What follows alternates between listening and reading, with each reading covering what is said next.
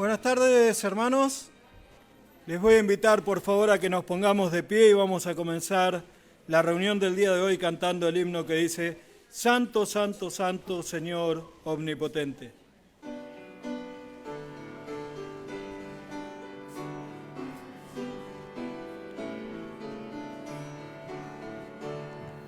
Santo, Santo, Santo, Señor omnipotente, siempre el labio mío loores te dará.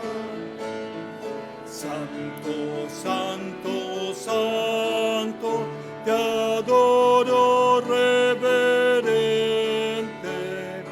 Dios en tres personas, bendita Trinidad. Santo, Santo, Santo, el numeroso coro, santos escogidos te adoran sin cesar, de alegría llenos y sus coronas de oro rinden ante el trono y el cristalino mar. Santo, Santo, Santo, la inmensa muchedumbre de ángeles que cumplen tu santa voluntad. Ante ti se postra, bañada de tu lumbre, ante ti que has sido, que eres y serás. Amén. Así puestos de pie vamos a tener ahora el llamado a la adoración. Buenas tardes, hermanos. Los invito a que abramos nuestras Biblias al Salmo 56. Salmo 56 para el llamado a la adoración. Al músico principal sobre la paloma silenciosa en paraje muy distante, Mictán de David cuando los filisteos le prendieron en Gat. Ten misericordia de mí, oh Dios, porque me devoraría el hombre. Me oprime combatiéndome cada día. Todo el día mis enemigos me pisotean, porque muchos son los que pelean contra mí con soberbia. En el día que temo, yo en ti confío. En Dios alabaré su palabra. En Dios he confiado, no temeré. ¿Qué puede hacerme el hombre? Todos los días ellos pervierten mi causa, contra mí son todos sus pensamientos para mal. Se reúnen, se esconden, miran atentamente mis pasos como quienes acechan mi alma. Pésalos según su iniquidad, oh Dios, y derriba en tu furor a los pueblos. Mis huidas tú has contado, pon mis lágrimas en tu redoma. ¿No están ellas en tu libro? Serán luego vueltos atrás mis enemigos el día en que yo clamare, esto sé que Dios está por mí. En Dios alabaré su palabra, en Jehová su palabra alabaré. En Dios he confiado, no temeré. ¿Qué puede hacerme el hombre? Sobre mí, oh Dios, están tus votos. Te tributaré alabanzas, porque has librado mi alma de la muerte y mis pies de caída, para que ande delante de Dios en la luz de los que viven.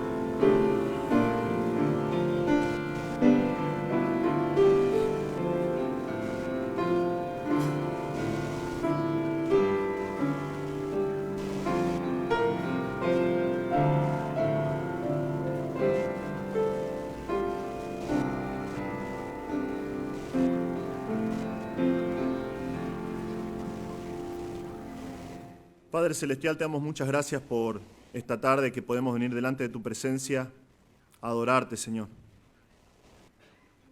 Te damos muchas gracias, Señor, porque podemos decir, al igual que David, que sabemos que tú estás por nosotros y sabemos que esto proviene de ti solamente, Señor. No hay nada de valor, nada que te pueda sorprender de nosotros, Señor. Venimos delante de ti porque hemos hallado gracia, porque nos has salvado mediante la sangre de tu Hijo Jesús. Te damos gracias, Señor, porque con tu salvación nos diste el poder para vivir de una manera diferente y quitaste de nuestra vida el temor, Señor. Entonces podemos decir como David, no tememos de lo que pueda hacernos el hombre. Te damos gracias, Señor, por esta oportunidad que podemos venir delante de tu presencia a ser desafiados por tu palabra y a ser como el salmista que 3 veces dijo lo mismo: en Jehová alabaré su palabra. Te damos gracias porque es por medio de tu palabra que podemos conocer tu voluntad. Podemos conocer quién eres tú, Señor. Podemos conocer qué es lo que quieres de nosotros.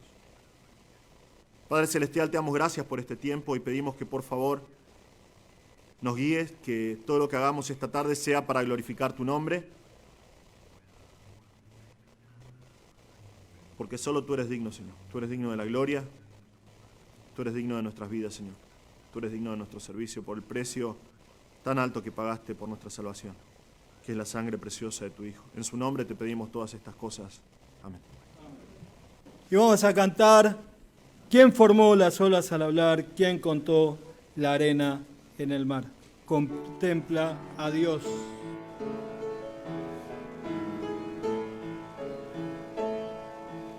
¿Quién formó las olas al hablar?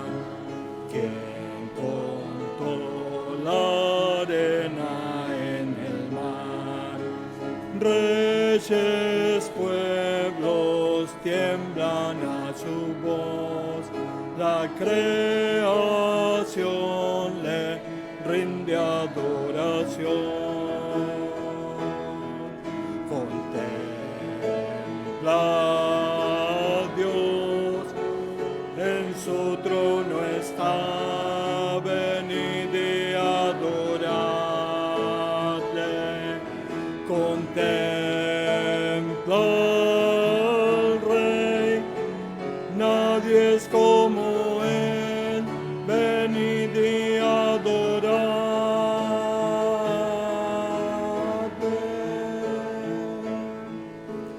¿Quién le dio consejo al Señor? ¿Quién cuestiona lo que Él habló? ¿Quién al sabio Dios puede enseñar? ¿Quién comprende su gran majestad?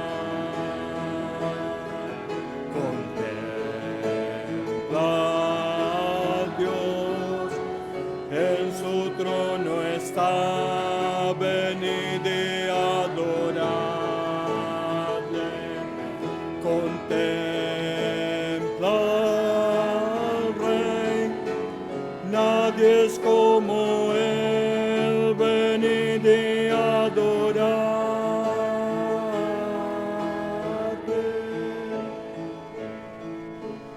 ¿Quién sufrió los clavos de dolor? ¿Quién llevó el mal del pecador?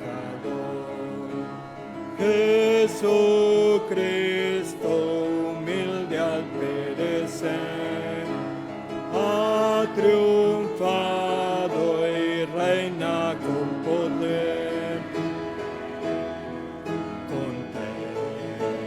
Contempla a Dios, en su trono está, venid y adoradle.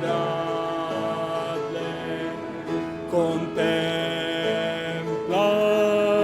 al Rey, nadie es como Él, venid y adoradle.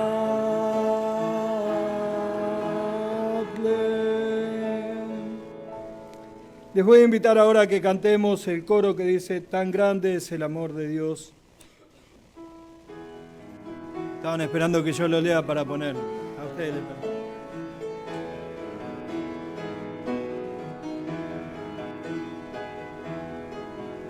Tan grande es el amor de Dios, inmenso y sin medida, que dio a su Hijo único para hacerme su tesoro. Mi transgresión cargó en dolor, su Padre dio la espalda, y por sufrir así Jesús hay almas en la gloria. El santo sobre una cruz, llevando mi pecado, me siento avergonzado, unido a burladores. Fue mi maldad que lo mandó para reconciliarnos. Su muerte me dio vida a mí, su obra consumado. En nada más me gloriaré, ni en obras ni en poderes, me gloriaré en que Él murió y que ha resucitado, porque recibo más de Él, no pero sé con todo el corazón, sus heridas me compraron. Amén. Amén. Vamos a tener ahora el mensaje de la palabra de Dios.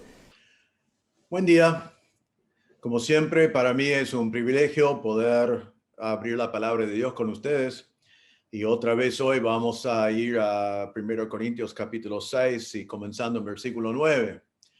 Creo que se acuerdan que la semana pasada comenzamos con este párrafo y hoy necesitamos volver al mismo párrafo para terminarlo. Vimos la semana pasada en 1 Corintios 6, versículo 9 a 11, vimos 4 personas que no heredarán el reino de Dios. Ahora hoy vamos a ver 7 personas más que no heredarán el reino de Dios.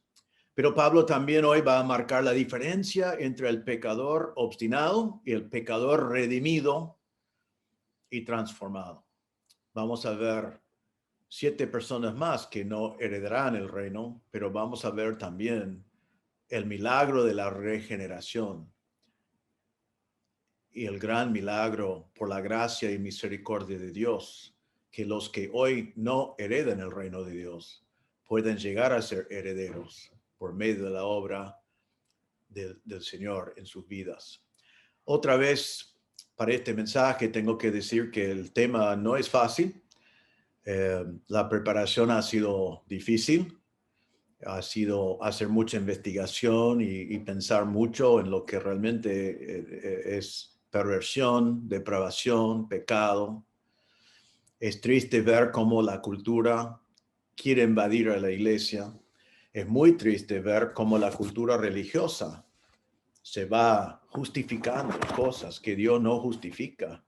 Y realmente buscar por Google lo que algunos creen es muy chocante cuando comparas la Biblia a lo que dicen algunos cristianos supuestos, donde ellos reinterpretan la Biblia y tratan de sacar de la definición de Dios de lo que es pecaminoso para decir que no es. Y quiero advertir otra vez hoy que lo que vamos a hablar no es aceptable culturalmente, choca con la cultura, pero voy a predicar lo que dice el texto. Y como dije la semana pasada, algunas de estas cosas ya son motivo de persecución contra la iglesia, no es aceptable en la cultura ni en el mundo religioso en ciertas maneras predicar lo que dice este pasaje.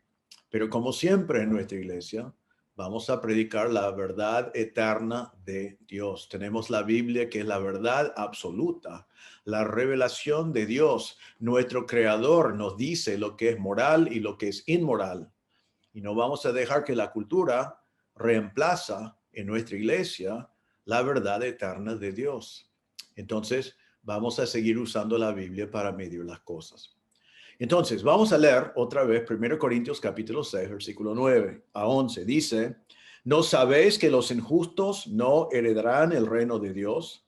No erréis, ni los fornicarios, ni los idólatras, ni los adúlteros, ni los afeminados, ni los que se echan con varones, ni los ladrones, ni los avaros, ni los borrachos, ni los maldicientes, ni los estafadores heredarán el reino de Dios. Y esto erais algunos, mas ya habéis sido lavados, ya habéis sido santificados, ya habéis sido justificados en el nombre del Señor Jesús y por el Espíritu de nuestro Dios. Ahora, hace falta hacer un pequeño repaso a lo que vimos la semana pasada. Recuerden que tuvimos que definir términos. Heredar al reino, no heredar el reino, está diciendo que no iban a llegar a poseer, no iban a recibir, no iban a conseguir el reino eterno de Dios. O sea, lo que está diciendo de estas personas es que no estarán en el cielo, no son salvos, no estarán en la eternidad con el Señor. Dice acá en versículo 9, no erréis. Recuerden que vimos que es un mandato, es un imperativo. Dios no quiere que seamos engañados. La palabra significa engañado. Dios no quiere que seamos engañados por la cultura, no quiere que seamos engañados por el mundo, no quiere que seamos engañados por la religión. Porque la verdad es que la iglesia está cambiando su posición sobre algunas de las cosas que la palabra de Dios dice. Vimos, y otra vez es muy importante marcar esto de vuelta, no estamos hablando aquí de pecados cometidos, sino estamos hablando de personas. Son personas pecadores que viven en pecado. Son personas que estos pecados marcan su manera de vivir, su estilo de vida, la esencia de quienes son, los que practican pecado. Entonces es muy importante que el que comete un pecado, la Biblia no dice que el que comete un pecado no heredará el reino de Dios, sino dice que los que pecan obstinadamente como estilo de vida, constantemente en estas cosas, lo hacen porque no son salvos. Y nos ayuda a identificarlos, no heredarán el reino de Dios. Ahora, hoy vamos a seguir con nuestro estudio, pero hoy vamos a ver dos cosas. Vamos a ver dos realidades eternas que cada pecador tiene que saber. Dos realidades eternas que cada pecador tiene que saber. Ahora, el primero es lo que vimos la semana pasada. La primera realidad eterna es que el pecador obstinado no heredará el reino de Dios. Hay que saberlo. Es una realidad de Dios eterna que el pecador obstinado no heredará el reino de Dios. Ahora, la semana pasada vimos a 4 de ellos. Los injustos no heredarán el reino de Dios. Los fornicarios no heredarán el reino de Dios. Los idólatras no heredarán el reino de Dios. Y los adúlteros no heredarán el reino de Dios. Son personas que tienen esos pecados como su estilo de vida. ¿Pueden ser redimidos? Sí.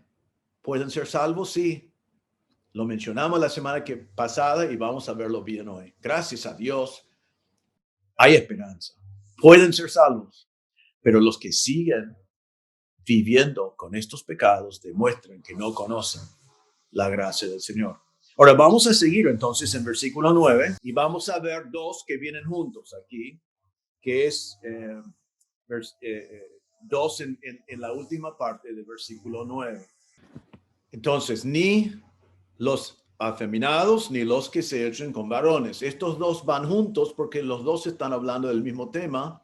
En un momento vamos a marcar lo que es la diferencia.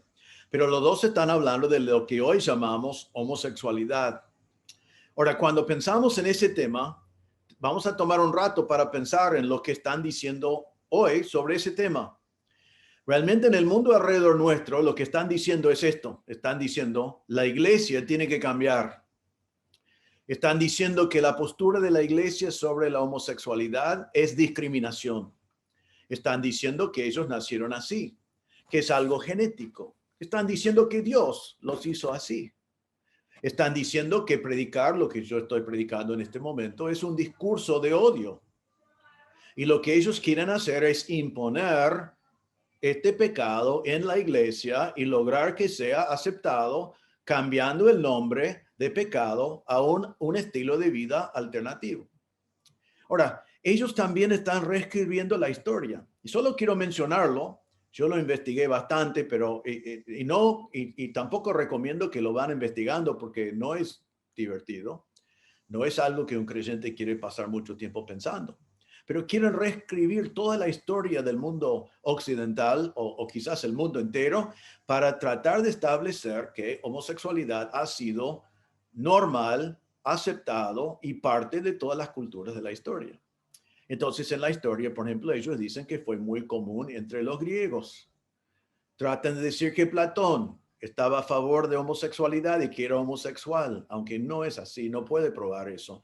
Tratan de decir que Alejandro Magno y absolutamente todos sus ejércitos fueron homosexuales, como algo que fue así, fue totalmente aceptado, pero no es lo que la evidencia demuestra. Ellos tratan de decir que fue común en el Imperio Romano, totalmente aceptado. Hoy en día, y realmente me sorprendió, cuando hablamos de la religión y aún el cristianismo, están diciendo que, escuchan, están diciendo que la Biblia no condena la homosexualidad. Están diciendo que la Biblia no lo condena, sino algunas iglesias lo condenan por mala interpretación. Ellos dicen que lo que se ve en la Biblia y que se identifica a nosotros como homosexualidad realmente es otra cosa. No es lo que nosotros estamos diciendo. Por ejemplo, ahora escuchen bien esto, yo no invento esto. Esto es lo que están diciendo. Dicen que en Sodoma y Gomorra, por ejemplo, el pecado de Sodoma y Gomorra no fue homosexualidad, sino fue falta de hospitalidad. ¿En serio me decís? Es lo que estoy leyendo. Y lo ponen como un argumento serio. Faltaba hospitalidad. Que la gente de la ciudad no estaban siguiendo las normas de la hospitalidad y eso fue su gran pecado. Marcan que el problema fue violencia, pero el problema no fue homosexualidad. Dicen que la Biblia, cuando habla de eso, no condena homosexualidad, sino condena la explotación de menores. Condenan el abuso de poder. Y dicen que la Biblia nunca toca el tema de orientación sexual. Ahora, es verdad que la frase orientación sexual es un invento nuevo. Y aún la palabra homosexual no existía en aquel entonces. Pero el hecho de que la palabra no existía no significa que la Biblia no lo condena. Pero eso es como ellos están diciendo, que la iglesia ha malinterpretado la Biblia y que la Biblia realmente no lo condena. Ahora, déjame decir, para equilibrarlo un poco, cosas que sabemos de la historia. En primer lugar, sabemos que existía en Egipto. Ellos dicen que existía en Egipto y es verdad que existía en Egipto. Pero en Levítico 18:3 Dios dijo así a Israel: no haréis como hacen en la tierra de Egipto, en la cual morasteis, ni haréis como hacen en la tierra de Canaán. El hecho de que lo hicieron en Egipto no significa que agradaba a Dios o que es algo que nosotros debemos abrazar, sino había muchas cosas que hicieron en Egipto que el Señor dice, no haréis como hacen en la tierra de Egipto. Así que no importa realmente para lo que nosotros estamos mirando si en culturas paganas en el pasado existía este pecado. Claro que existía, pero no significa que Dios aprueba de eso. Claro que existía entre los griegos. Se nota que existía, es algo que se puede leer y puede ver que existía. Pero Platón, por ejemplo, es muy dudable qué era su actitud en cuanto a la homosexualidad. Porque Platón siempre hablaba del amor espiritual. Hablaba de relaciones platónicos, que significa que no hay interacción físico, sino es amor espiritual, no amor físico. Y tenemos por escrito de Platón que él rechazaba prácticas homosexuales. Por ejemplo, voy a citar las palabras de Platón. Él dijo que la homosexualidad es contrario a la naturaleza, una degradación no solamente de la humanidad del hombre, sino incluso de su animalidad. Él estaba hablando en contra. En su escrito Las Leyes, que fue publicado después de su muerte, pero fue escrito por él, él dijo así, que la homosexualidad será tratado como incesto. Es contrario a la naturaleza, totalmente no santo, odioso a los dioses, sus dioses, los dioses griegos, odioso a los dioses, y el más feo de todas las cosas feas. Entonces, es difícil entender cómo tratan de poner a Platón como si él estaba a favor de relaciones homosexuales cuando estas son sus propias palabras. Los griegos entendieron homosexualidad, pero en este contexto. Ellos creyeron que el hombre debe ser dominante en todas las cosas. Entonces, ellos entendieron que la dominancia del hombre, del varón, el masculino, tenía que dominar. ¿Y a quién tenía que dominar? Tenía que dominar a la mujer. Tenía dominancia total.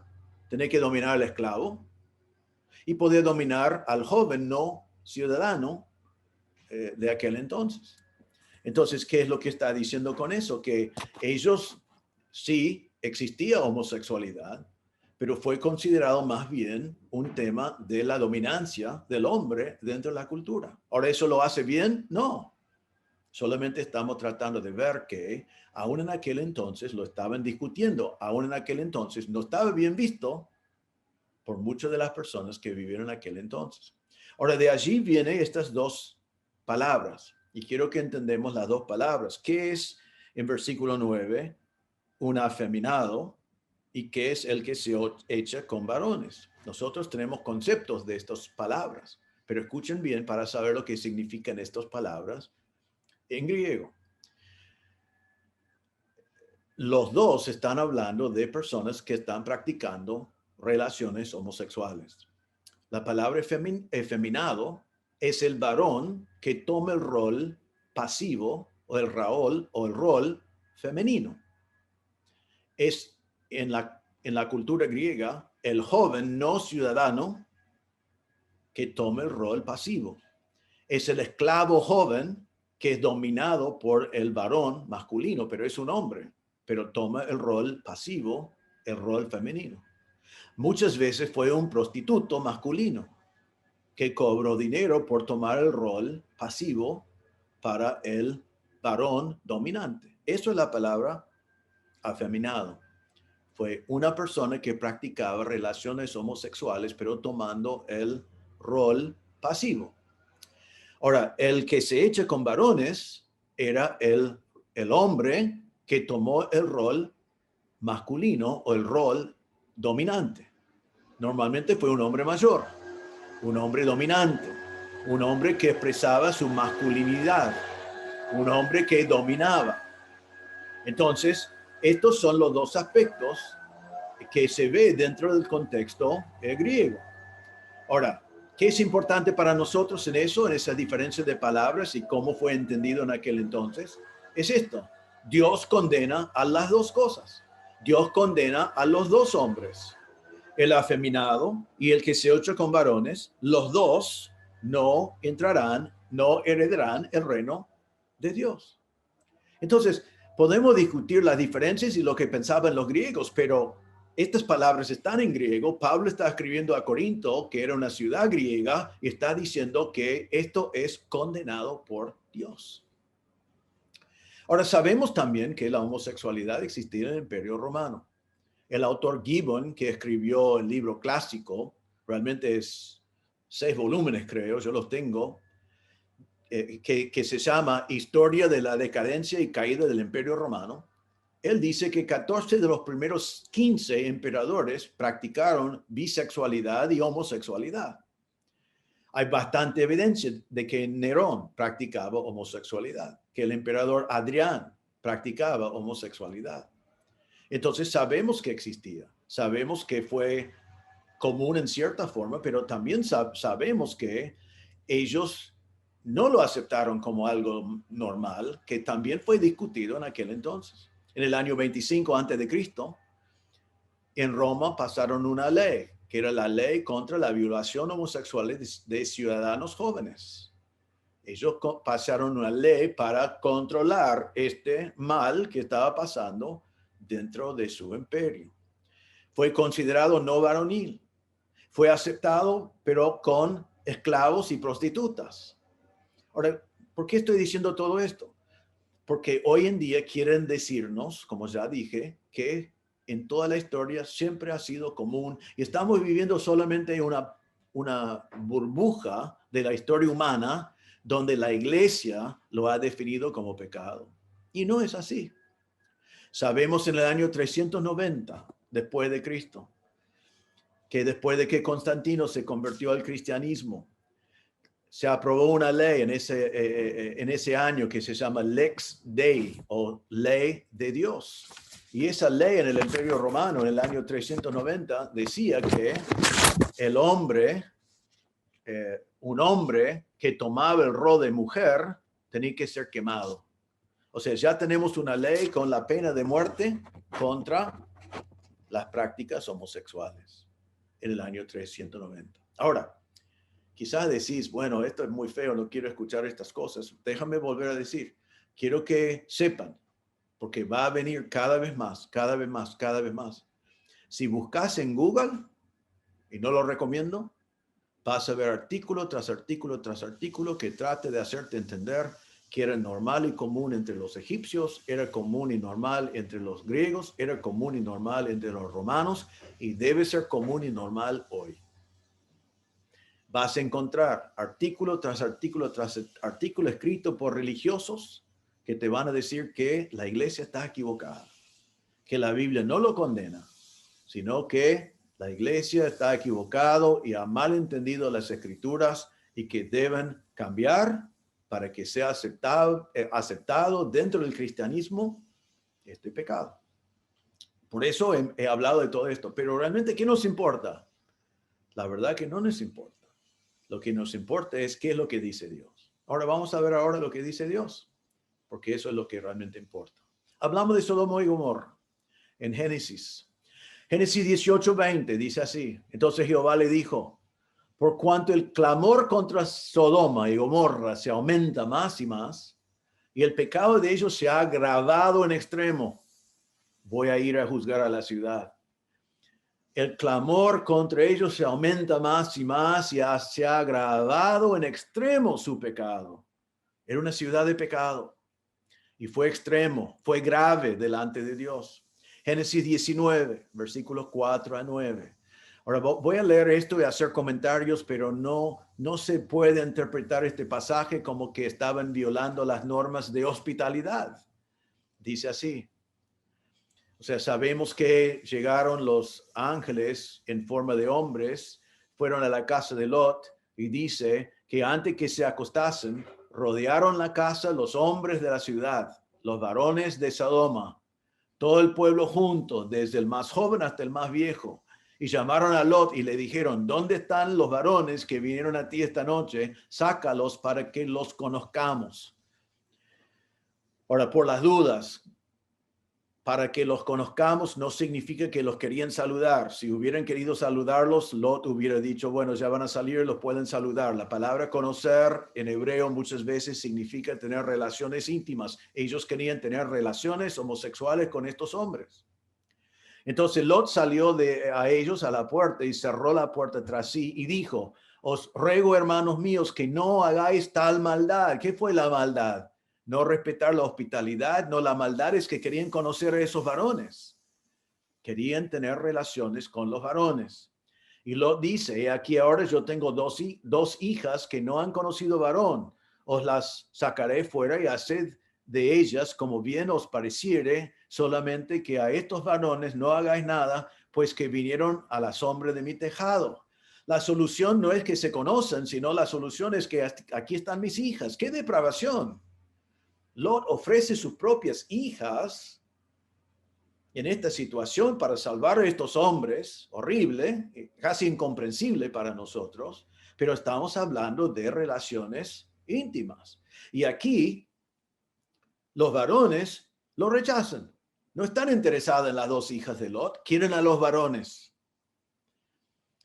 Y ellos respondieron a Lot, quita ya. Y añadieron, vino este extranjero para habitar entre nosotros y habrá de dirigirse como juez. Ahora te haremos más mal que ellos, dicen a Lot. Lot era extranjero entre ellos, dicen, él viene para ser nuestro juez. No. Entonces dice, y hacían gran violencia al varón, a Lot, que se acercaron para romper la puerta. Es imposible leer esto entendiendo algo normal de lo que significa el lenguaje y no darse cuenta que el pecado que Dios condena acá, el pecado del cual el clamor se aumentó más y más y que fue agravado en extremo, fue homosexualidad. Es lo que dice Dios. Y Dios juzgó a Sodoma y Gomorra, destruyó las ciudades y quedó marcado siempre, desde ese tiempo hasta ahora, que en muchas culturas, en muchos idiomas, aún en nuestro idioma, que homosexualidad lleva la palabra sodomita. Todos han entendido qué significaba eso aquí. Recién ahora quieren cambiarlo. Dios lo juzgó. ¿Qué dice la ley sobre este tema? Levítico 18:22. No te echarás con varón como con mujer. Es abominación. ¿Podría ser más claro? No te echarás con varón como con mujer. Es abominación, que significa abominación, perversidad, aborrecible. Levítico 20, versículo 3. Si alguno se ayuntare con varón como con mujer, abominación hicieron, ambos han de ser muertos. Sobre ellos será su sangre. Pena de muerte. Era pecado. Era abominación, perversidad, aborrecible. Pero quizás uno dice, bueno, quizás eso fue bajo la ley. ¿Qué encontramos en el Nuevo Testamento? Bueno, en 1 Timoteo 1, 9 y 10 están confirmados ciertos aspectos de la ley para el día del Nuevo Testamento. Y dice así, conociendo esto, que la ley no fue dado al justo, sino para los transgresores y desobedientes, versículo 10, para los fornicarios, para los sodomitas. Y la palabra sodomitas allí es la palabra que aquí en nuestro texto es traducido ni los que se echen con varones. Y dice que la ley fue para ellos, para que conozcan que eso es pecado. Y está nombrado de vuelta en el Nuevo Testamento para transgresores y desobedientes. Ahora, les voy a pedir que abran sus Biblias a Romanos capítulo 1. Porque es necesario mirar bien en Romanos 1, comenzando en versículo 18, y tomar unos minutos para ver este tema. Hay que ver bien este tema, porque lo que dice acá tenemos que conocer, tenemos que saber, y es clarísimo. Y esto es el Nuevo Testamento, es para nosotros. Romanos 1, 18 a 32. Voy a leerlo y hacer comentarios mientras tanto, pero mírenlo, porque es importante mirarlo. Dice así, porque la ira de Dios se revela desde el cielo contra toda impiedad e injusticia de los hombres que detienen con injusticia la verdad. Comienza el pasaje hablando del juicio de Dios. La ira de Dios se revela. Hay algo que Dios va a juzgar. En versículo 32, miren allí, al terminar el capítulo, dice, quienes habiendo entendido el juicio de Dios, que los que practican tales cosas son dignos de muerte. Así que el pasaje está hablando de la ira de Dios, el juicio de Dios, la muerte que viene sobre estas personas. Tenemos que entender que este es un pasaje de juicio, porque cuando hablamos de este pecado, siempre está relacionado con juicio. En Sodoma y Gomorra, juicio. Bajo la ley, juicio. Aquí en este pasaje, juicio. La ira de Dios se revela, porque algunos detienen con injusticia la verdad, toman la verdad y lo cambian. Ahora entonces, versículo 19, porque lo que de Dios se conoce les es manifiesto. Pues Dios se lo manifestó, porque las cosas invisibles de Dios, su eterno poder y deidad, se hacen claramente visibles desde la creación del mundo, siendo entendidas por medio de las cosas hechas, de modo que no tienen excusa. Entonces él está diciendo allí que la evidencia de Dios es evidente. Tenemos la palabra de Dios, pero también tenemos la creación de Dios. Es evidente que hay un creador. Es evidencia que hay un Dios de poder, una deidad. Las cosas invisibles de él se ven por lo visible. Entonces, él está diciendo que el hombre, y versículo 21, pues habiendo conocido a Dios, Pablo dice esto, todos los hombres conocen a Dios, saben que hay un Dios. Traten de engañarse, traten de comprar la evolución, enseñan una teoría como si fuera verdad. Quieren eliminar a Dios para que no tengan que rendir cuentas delante de Dios. Pero el hombre hecho a la imagen de Dios, dice Pablo, sabe que hay un Dios. ¿Sabe? Entonces, ¿qué pasa ahora? Versículo 21. Pues habiendo conocido a Dios, no le glorificaron como a Dios ni le dieron gracias. Observen ahora, porque vamos a ir como una espiral para abajo. El hombre va a ir bajando en decadencia y en depravación. ¿Qué es el primer paso acá? El hombre conoce a Dios, pero no le glorifica a Dios como a Dios. No le da gracias. O sea, el hombre sabe que hay un Dios, conoce a Dios, pero lo niega. Decide vivir una mentira. ¿Y qué pasa? Mira el versículo 21. Sino que se envanecieron en sus razonamientos y su necio corazón fue entenebrecido.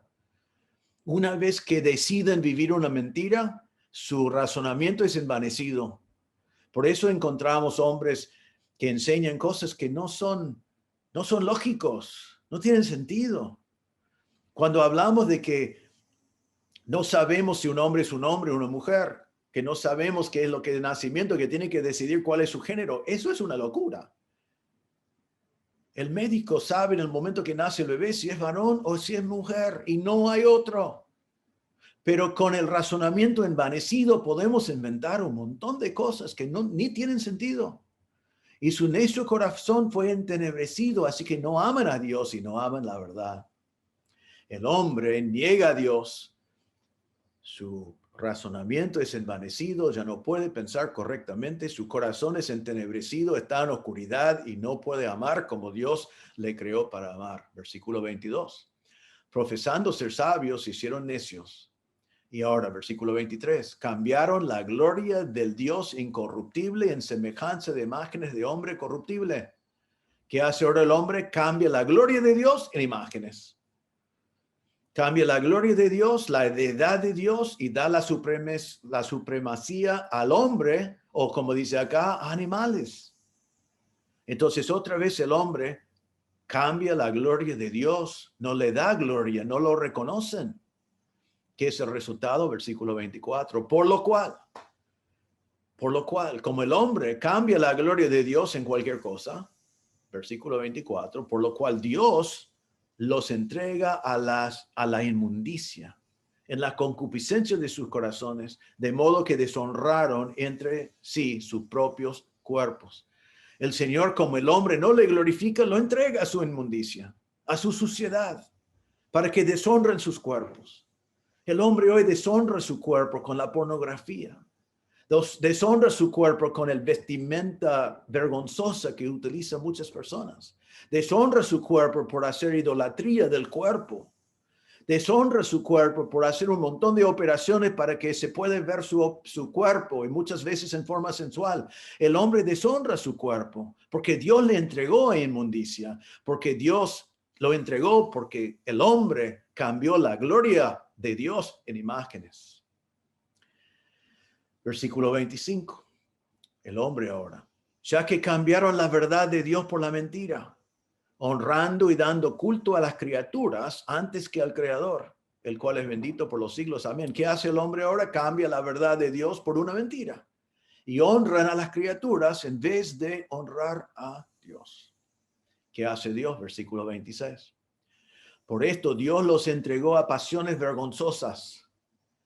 Dios los entrega. No quieren reconocerme, quieren cambiar mi verdad, quieren creer una mentira, quieren vivir como si las criaturas son Dios y Dios es una criatura.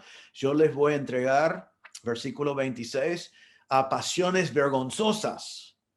Ahora va a hablar ahora de homosexualidad. ¿Cómo lo define Dios? Pasiones vergonzosas. Versículo 26. Pues aún sus mujeres cambiaron el uso natural por el que es contra naturaleza. ¿Qué está diciendo Dios así? Que hay un uso natural de los cuerpos, hay un uso natural. El uso natural es definido por Dios en la creación. En Génesis 1:27 dice, creó Dios al hombre a su imagen, a imagen de Dios lo creó, varón y hembra los creó. ¿Creó más géneros? No. El hombre, varón y hembra los creó. Versículo Génesis 2:24. Dios dice, por tanto, dejará el hombre a su padre, a su madre, y se unirá a su mujer, y serán una sola carne. Hombre y mujer, una sola carne. No hay una relación aparte de un casamiento de un hombre y una mujer que se puede formar una sola carne. El uso natural es un hombre con una mujer.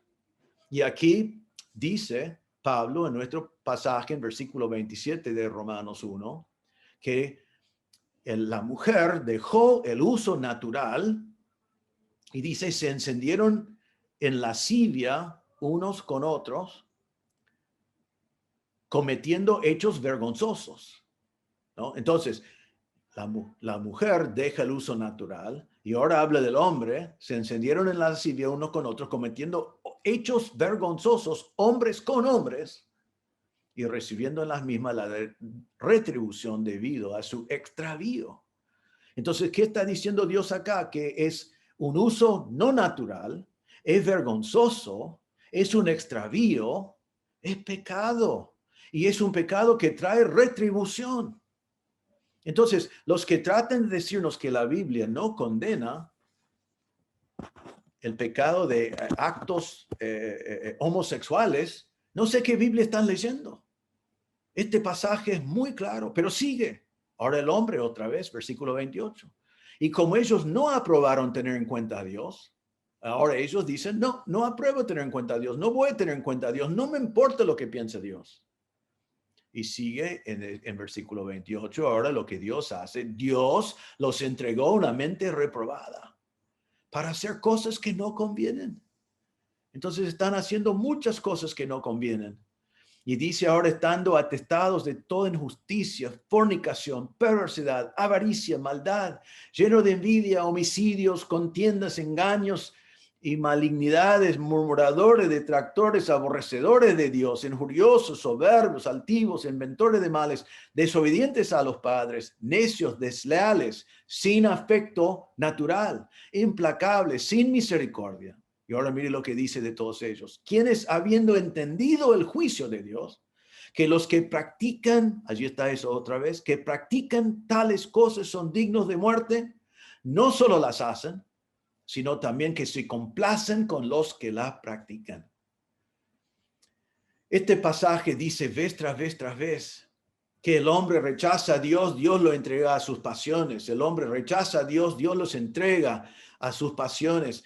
El hombre rechaza a Dios, Dios lo entrega a cosas vergonzosas. O sea, Dios les permite llevarse a donde quieren ir. Pero al final del capítulo viene el juicio de Dios.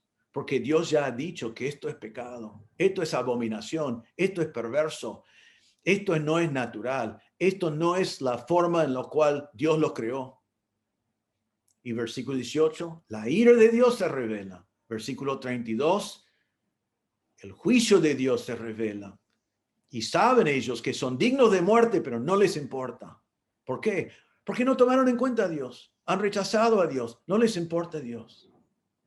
Entonces, podemos hablar de los egipcios, podemos hablar de los griegos, podemos hablar de los romanos y podemos hablar del movimiento muy grande hoy que quiere hacer común, esta práctica de homosexualidad y quieren imponerlo en la iglesia. Y hermanos, muchas iglesias ya lo han aceptado y quieren entrar a nuestra iglesia, que seamos advertidos, pero Dios es claro. Mire, este pasaje nos enseña que el que practica homosexualidad no nació así, no es genético, tampoco es una enfermedad, no es un estilo alternativo, que según Romanos 1 es perversión, no es natural, es el resultado de decir no a Dios, es el resultado de rechazar a Dios, Es el resultado de de creer una mentira, de aceptar una mentira en vez de la verdad. Y es digno del juicio de Dios, porque han rechazado la creación de Dios, ha rechazado la forma en la cual Dios los hizo, ha rechazado al Creador y han rechazado la revelación de Dios que dice que es pecaminoso. Es pecado. Dios lo define con mucha claridad. Siempre vamos a predicar la verdad absoluta de Dios, aunque la cultura no le guste este mensaje, aunque la religión no le guste este mensaje, aunque suframos persecución por predicar este tema, vamos a predicar la verdad absoluta de Dios. Esto no son mis palabras, no es la opinión de nuestra iglesia. Dios dice aquí, ni los afeminados, ni los que se echan con varones heredarán el reino de Dios. Es pecado. Están perdidos. No entrarán al reino. Ahora, ¿significa que ellos no pueden ser salvos? Claro que pueden ser salvos, igual como todos los que están en esta lista. Pero si persisten en su pecado, si practican estos pecados, ese estilo de vida es digno de juicio. Cristo murió por ellos. Y hermanos, tenemos que entender con toda claridad. No es para nosotros odiarlos, no los odiamos. No es para nosotros alejarlos. Es para nosotros predicarles el evangelio. Necesitan de la gracia de Dios, necesitan de la misericordia de Dios, necesitan convicción de pecado, necesitan ser regenerados, porque también pueden ser redimidos. Así que no es un pecado no redimido. Son pecadores como todos los demás que están aquí, que necesitan que nosotros, con amor, les predicamos el evangelio de Cristo. Hermanos, tengamos cuidado de esto porque no sé otro tema en esta lista donde la cultura tiene más ganas de infiltrar nuestra iglesia y para que la iglesia aceptara este pecado como algo normal. Ahora, hay otros temas acá que son fáciles de entender y vamos a mirarlos rápidamente. Ni los ladrones heredarán el reino de Dios. ¿Quién es el ladrón? No es el que robó una vez, eso es pecado, es lamentable. Es el que es un ladrón. Vive de robo, vive robando, busca distintas maneras de vivir. Es su estilo de vida. Va robando. Él no es heredero del reino de Dios. Es pecado. Dice, ni los avaros. ¿Quién es el avaro? El que vive codiciando, el que siempre desea más, el que es insaciable, tiene un deseo de tener más y más y más y más, y eso es su Dios. Él no heredará el reino de Dios. Después dice, ni los borrachos. Eso es el alcohólico, es el que vive borracho, es su estilo de vida, está dominado por eso. Es porque no ha conocido la regeneración del Espíritu Santo, no ha sido convertido, no es creyente, es esclavo al pecado, es alcohólico, es borracho y necesita del evangelio. Dice, ni los maldicientes. Esto es la persona que es abusivo con su lengua, destruye con su lengua, es agraviador con su lengua. Uno dice, ¿en serio está en la lista alguien que es tan pecador con su lengua que no heredará el reino de Dios? Sí, aquí está. Es su estilo de vida, destruye. ¿Has conocido personas así? He conocido un par de personas así en mi vida. No me gustaría conocer a ningún otro. Asesinan con su lengua, asesinan con calumnias, asesinan con las palabras que dicen. Vivan. El tema es que vivan. Están dominados, son esclavos de ese pecado. Dice, ni los estafadores, los que defraudan. La palabra significa rapaces, voraces, deshonestos. Es un robo que no es un robo que entra en tu casa a la noche, sino roban indirectamente, roban quizás de una manera más aceptable en la cultura por fraude. Pero si viven de eso, tampoco heredarán el reino de Dios. Todas estas personas, hermanos, están perdidos sin Cristo. Tenemos que entender qué es lo que está diciendo de todos ellos. Su estilo de vida es pecaminoso. Practican el pecado. Pecan obstinadamente. Están conocidos por su pecado. No son salvos. Y dice, no sean engañados. Si vos vivís como uno de ellos, no te engañes. Necesitas ser salvo. Si hay alguien entre nosotros que vive así, no seamos engañados. Necesita ser disciplinado, quitado de nosotros. Volvemos a capítulo 5. Pero ahora tenemos que preguntar, entonces, ¿está todo perdido? Esta gente en esta lista están perdidos.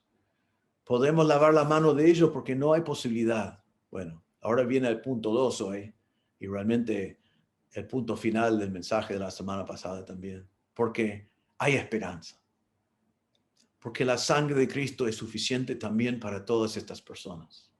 Y dice en versículo 11 ahora, y esto erais algunos, mas ya habéis sido lavados. La segunda realidad que cada pecador necesita saber es que hay esperanza para el pecador en Cristo. Hay esperanza para el pecador en Cristo. Hay esperanza para el que el mundo considera el peor pecador en Cristo. Hay esperanza para el pecador que está en esta lista en Cristo. Hay esperanza para el pecador que la iglesia considera el peor en Cristo. Hay esperanza para el pecador en Cristo. Gracias a Dios porque todos nosotros somos pecadores y si somos salvos por gracia. Y como Pablo dice aquí, esto erais algunos. Y ahora viene una palabra que quiero que observen acá. Dice, más ya habéis, ya habéis, ya habéis. 3 veces dice, ya habéis. En griego la palabra ala, no el Dios pagano ala, sino la palabra que significa pero, o sin embargo, o al contrario. Realmente esa palabra significa en este pasaje que hay un antes y un después. Antes eran ladrones, avaros, borrachos, maldicientes, estafadores, fornicarios, idólatras, adúlteros, homosexuales. Antes. Pero. Sin embargo, al contrario, tienen vidas transformadas. Antes fueron así, ahora son otra cosa. Qué increíble, qué hermoso. Y Pablo dice, ustedes fueron así. Pero, hay 3 peros. Vamos a mirarlos ahora. Entonces, esto erais algunos, pero al contrario, hoy ya han sido lavados. Primero, miren el verbo, ya han sido lavados. Es pasado, ya pasó y es completo. Ya han sido lavados, ya son limpios, ya son lavados. La obra ya fue hecho, es completo. Ya no están esclavos de estos pecados, ya no viven en esta inmundicia, ya han sido lavados. El verbo es voz medio que significa que ellos no lavaron a sí mismos, sino Dios los lavó. Dios los lavó de la inmundicia. Dios los lavó y los perdonó.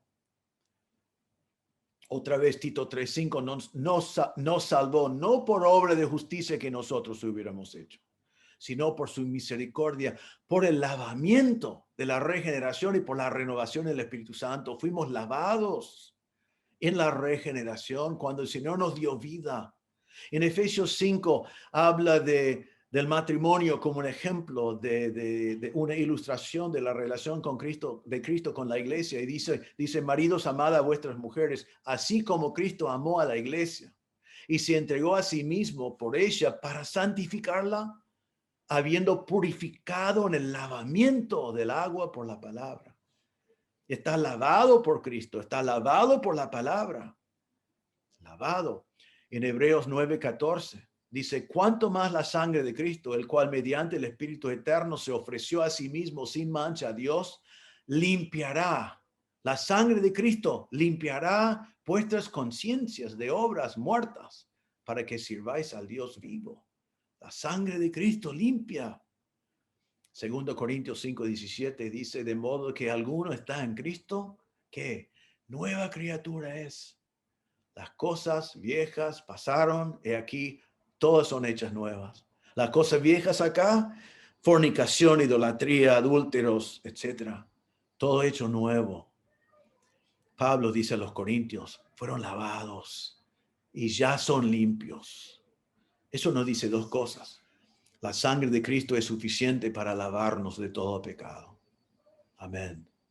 Y número dos, hermanos, si somos lavados de estas cosas, debemos huir, debemos apartarnos, debemos alejarnos, debemos ni nombrar estas cosas, no debemos volver a practicar esas cosas. Al contrario, ya han sido lavados. Número dos, al contrario, ya han sido santificados, hechos santos.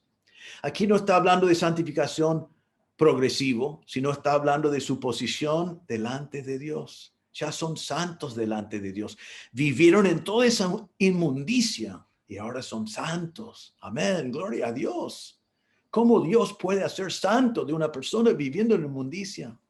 Recuerdan al principio del libro, 1 Corintios 1:2 decía a la iglesia de Dios que está en Corinto, a los santificados en Cristo Jesús, llamados a ser santos. Llamados a ser santos. Dios los ha hecho santos, Dios los santificó.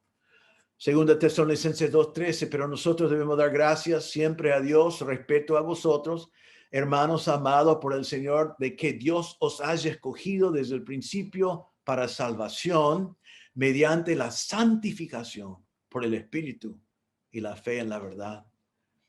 Son salvos por medio de la santificación que hace el Espíritu Santo, son santos delante de Dios. Hebreos 10:10 dice, en esa voluntad somos santificados mediante la ofrenda del cuerpo de Jesucristo hecho una vez para siempre. Cristo murió una vez para siempre para que nosotros seamos santos delante de Dios. Él nos limpió y nos hizo santos delante de Él. ¿Qué significa santos? Separados del pecado, alejados del pecado, limpios del pecado, consagrados para Dios. Todo lo que no es santo, eliminado de nuestras vidas. Pablo dice, estaban viviendo en pecado, estaban en inmundicia, estaban en lo peores de las cosas que el ser humano puede pensar, estaban en perversión, pero ya han sido lavados, ya han sido hechos santos. Y número 3, al contrario, ya han sido justificados. Ya han sido justificados, dice en versículo 11. Recuerden que hablamos de esto la semana pasada. Los injustos no heredarán el reino de Dios. Y vimos que todos nosotros somos no justos. No hay justo ni aun uno. Todos somos pecadores. Pero ahora dice que Pablo dice, Dios les ha declarado justos. Pecadores injustos, declarados ser justos delante de Dios. Les explico cómo se hizo. Voy a leer de Romanos 3, 23 a 26. Mírenlo después, Romanos 3, 23 a 26, porque hay que mirarlo bien y meditarlo bien. Es un poco confuso, pero es sumamente impactante. Dice así, por cuanto todos pecaron y están destituidos de la gloria de Dios, así es. No hay justo ni aun uno, todos somos pecadores. Después dice, siendo justificados, siendo declarados justos, gratuitamente, por su gracia, mediante la redención que es en Cristo Jesús. ¿Cómo podemos ser justos? Somos declarados justos gratuitamente, no por algo que nosotros hacemos, porque nosotros no podemos hacer nada, porque somos injustos. Entonces la justificación no puede venir de nosotros, tiene que venir externamente de nosotros. Viene gratuitamente por gracia, lo que no merecemos, mediante la redención que es en Cristo. Cristo nos compra del mercado de pecado y nos declara justos. Pero sigue, dice, a quien Dios puso a Cristo como propiciación. ¿Qué significa esa palabra? Como satisfacción. La muerte de Cristo fue suficiente para pagar por todos mis pecados, es lo que quiere decir. A quien Dios puso como satisfacción por medio de la fe en su sangre. Yo pongo mi fe en la sangre de Cristo, pongo mi fe en que lo que Cristo hizo en la cruz fue suficiente para salvarme. Y dice, para que Dios pueda manifestar en este tiempo, escucha bien esta parte, Dios manifiesta su justicia. Dios manifiesta su justicia porque Dios es un Dios justo y Él tiene que juzgar el pecado. Pero lo juzgó en Cristo en la cruz. Él juzgó tus pecados en Cristo en la cruz para que Él puede seguir siendo Dios porque Dios es justo. Entonces Él manifestó su justicia a fin de que Él sea justo. Y Él justifica al que es de la fe de Jesús. Entonces el Señor sigue siendo justo porque juzgó tus pecados en Cristo, pero te declara justo a ti porque alguien ya pagó la cuenta por tus pecados. Qué maravilloso que es que ahora Pablo dice, vosotros estaban en todos estos pecados, pero ahora ya habéis sido justificados, declarado justo. Otra vez, 2 Corintios 5:21, al que no conoció pecado, por nosotros lo hizo pecado, Jesús, para que nosotros fuésemos hechos justicia de Dios en él. Yo tengo la justicia de Cristo porque Cristo llevó mi pecado. Romanos 8:33 dice, ¿quién acusará a los escogidos de Dios? ¿Alguien va a poder escogernos? ¿Va a poder acusarnos? ¿Vamos a ser condenados en el juicio? ¿Quién va a acusar a nosotros? Dice, Dios es el que justifica. Dios nos declara justos por medio de la obra de Cristo en la cruz. Así que Pablo dijo a los corintios, antes fueron así, pero ahora han sido lavados, han sido santificados, han sido declarados justos delante de Dios. Antes no fueron herederos, pero ahora sí. Romanos 5:1 dice, justificados pues por la fe, tenemos paz para con Dios por medio de nuestro Señor Jesucristo. Ya no estamos bajo condenación, tenemos paz con Dios porque por medio de Cristo hemos sido declarados justos. Antes no fueron herederos, ahora ya habéis sido lavados, ya habéis sido santificados, ya habéis sido justificados, ya fueron herederos del reino de Dios. ¿Qué aprendemos aquí? El pecado obstinado, el pecado estilo de vida, los que practican pecado, así como en este pasaje, no heredarán el reino de Dios. Comenzando con el injusto, que hemos visto ya que no hay justo ni aun uno, que por cuanto todos pecaron y estamos destituidos de la gloria de Dios, sabiendo que la paga del pecado es la muerte. Los injustos no heredarán el reino de Dios, como vimos la semana pasada. Y no hay justo, pero hay esperanza. Porque no somos salvos por nuestra justicia, sino por la justicia de Cristo. Hay esperanza porque antes fuimos así. Pero hoy Cristo nos ha lavado, nos ha santificado, nos ha justificado y tenemos paz con Dios. Entonces, hermanos, nunca terminamos de dar gracias a Dios que por su gracia y misericordia fuimos lavados, santificados y justificados. No lo merecemos y ahora somos herederos y coherederos con Cristo. Hermanos, también predicamos el evangelio a los que hoy no son herederos, los que viven en pecado, los que realmente viven en perversión. Que tengamos gracia también, que tengamos misericordia también, que llevamos el evangelio a ellos, que oramos por sus almas, que vemos que ellos también pueden ser lavados, santificados y justificados. Que no seamos engañados. Si vos mismo alguna vez hiciste una profesión de fe, pero encontrás en esta lista que tú vivís en pecado, no has sido transformado. No hay evidencia de tu conversión. No hay un antes y un después. No hay evidencia de que has sido lavado, santificado y justificado porque vivís exactamente igual. Date cuenta que Pablo te está identificando con algo que no es heredero. Vaya al Señor. Vaya humillado. Vaya al Señor con fe. Ponga tu fe en la obra de Cristo en la cruz, no con ninguna justicia tuya.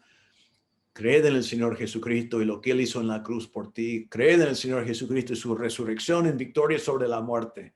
Deja que Él cambie tu vida. Seas regenerado por la obra del Espíritu Santo.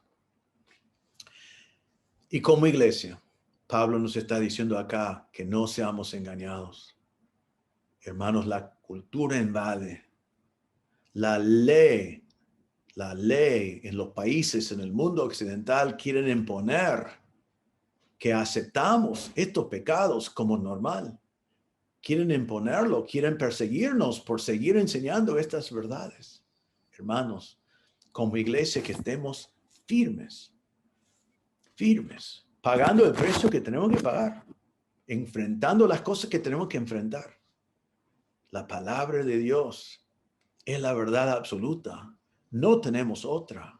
Hermanos, nosotros definimos en el mundo de hoy lo que es bueno y lo que es malo, no por lo que cree la población, no por lo que dicen los psicólogos, no por lo que dice la religión, sino definimos lo que es bueno y malo por lo que dice Dios. Y el día que dejamos de hacer eso, estamos perdidos. Seguimos predicando la verdad de Dios. Y solo quiero que veamos la última frase acá para terminar. Dice que hemos sido lavados, santificados y justificados en el nombre del Señor Jesús y por el Espíritu de nuestro Dios. ¿Quién es el que hace esta obra de salvarnos? Es Jesucristo, es el Espíritu Santo, es Dios en Trinidad. Todas estas cosas pasan en el nombre de nuestro Salvador, el Señor Jesucristo. La obra de regeneración hecha por el Espíritu Santo, quien es el Espíritu de nuestro Dios, que nos eligió en la eternidad pasada. Gracias a Dios que Él nos salvó. Él nos salvó cuando estábamos perdidos en nuestros pecados, muertos en nuestros pecados, sin rumbo, sin esperanza en este mundo.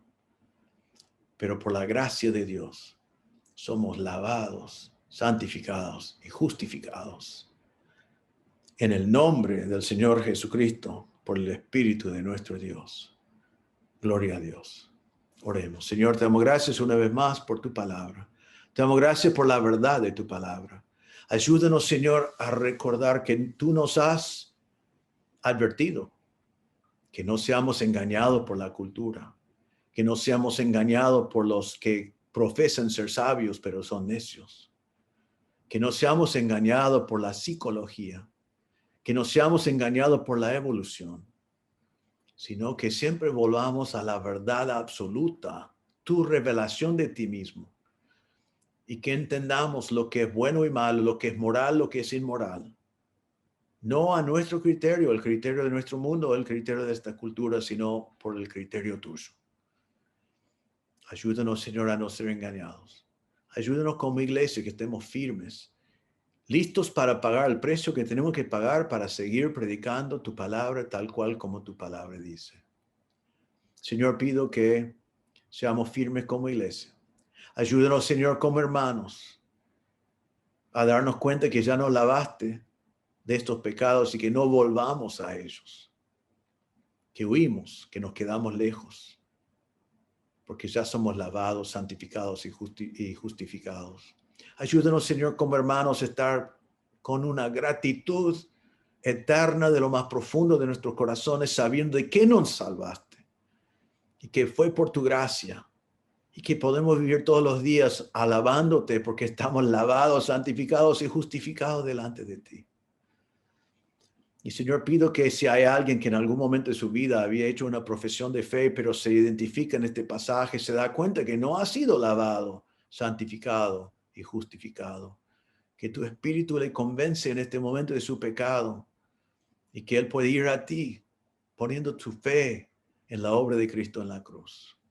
Pedimos, Señor, que tú utilices estas palabras, impactando nuestros corazones con su importancia y su aplicación a nuestras vidas y su aplicación a nuestra iglesia en este momento. Ayúdanos, Señor, como iglesia, a mantenernos firmes con tu palabra, pero también de salir de la iglesia, ir a estas mismas personas que están perdidos en este mundo y con amor en nuestros corazones, predicarles el evangelio del Señor Jesucristo, que puede cambiar su rumbo, transformar sus vidas y hacerles herederos y coherederos con Cristo. Te damos gracias en el nombre del Señor Jesús. Amén. Bueno, hermanos, gracias por su atención. Es un tema muy serio que hemos visto en estas 2 semanas, pero también muy hermoso lo que vemos en versículo 11, de cómo Dios puede transformar a pecadores en santos. Gracias a Dios por eso. Que seamos fieles en predicar el Evangelio a los que están alrededor que necesitan de Cristo. Que seamos fieles en amar a los que están también en sus pecados. Y que el Señor nos ayude como iglesia a estar firmes en predicar la verdad cuando la cultura ya no nos permite hacerlo. Así que, gracias por su atención. Que el Señor le bendiga. Esperamos verles en unos minutitos en la iglesia, en las distintas reuniones. Otra vez, como siempre, por favor, que vengan preparados para alabar, para compartir, para ministrar a los demás con sus preguntas. Vamos a pasar un lindo momento de alabanza, de comunión y de alelón, de ministrar los unos a los otros. Que el Señor les bendiga. Nos vemos en la iglesia en unos minutos. Les voy a invitar a que nos pongamos de pie y vamos a cantar 2 estrofas del himno que dice: ¿qué me puede dar perdón? Solo de Jesús la sangre.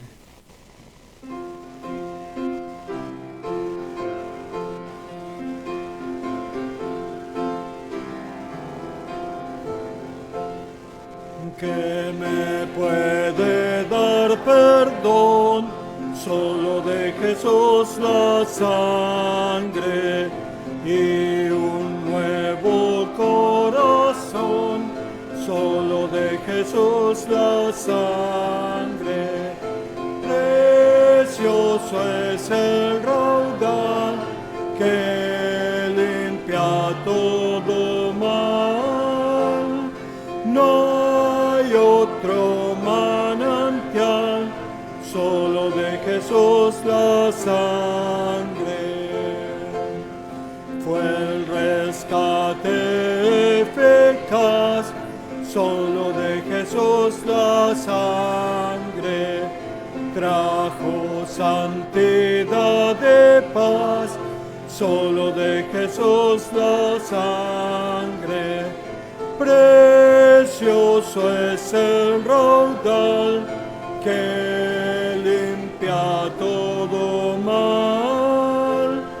No hay otro manantial, solo de Jesús la sangre. Muchas gracias.